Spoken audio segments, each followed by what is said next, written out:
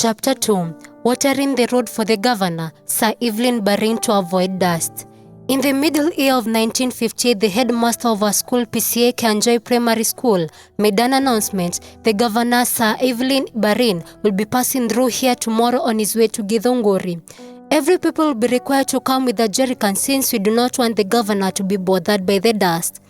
After the parade, next day, we were all told to go to the river Githima Kiagai, Guy's well, and bring water. We poured it on the strength that is the school and Kianjoi shopping center. That was the height of the loyalism for the headmaster through all the schools, which on that Ruiru Githunguri road were instructed to do the same.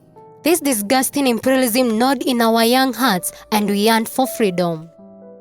Attainment of independence, my experience.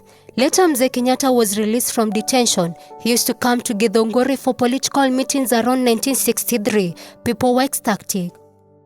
The Maumau songs had borrowed tunes from the Golden Bells version, and in these meetings, people sang them in tears.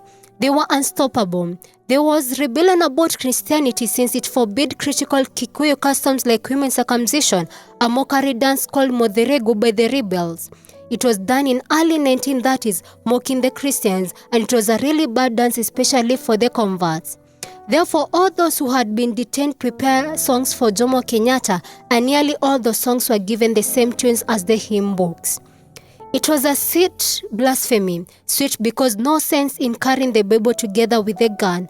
People used to be ferried to Githunguri in lorries from Meru, Embu, Nyeri, Murang'a, and Thika through Ruiru. They used to pass near our home, and multitudes of enthusiastic men and women could sing songs in praise of Jomo Kenyatta, their colleagues with whom they had been detained.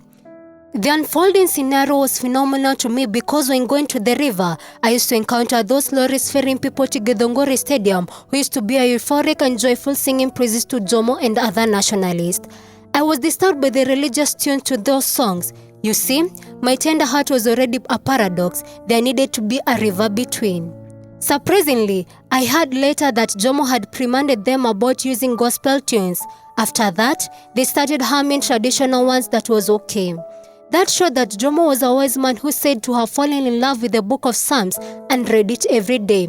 He had grown up in the Goto Mission Kikuyu. My aunt, who had been displaced by the war from Gashie village, was living with us. My mom had tried to shield her from home guards who meted a lot of violence upon Gashie people because Senior Chief Faruhui wa Congo had been assassinated there while coming from lunch. He had gone to abattoir on land matters, and armed murders killed him. As I said earlier, he was a relative of our dad. His son Daniel Kimani, a good friend of my parents, was later made a DO by Jomo and posted to Murang'a, then Kajiado district. Mr. Gatabaki became the chief of Githunguri location after Mr. Kimani's Waruhui's promotion.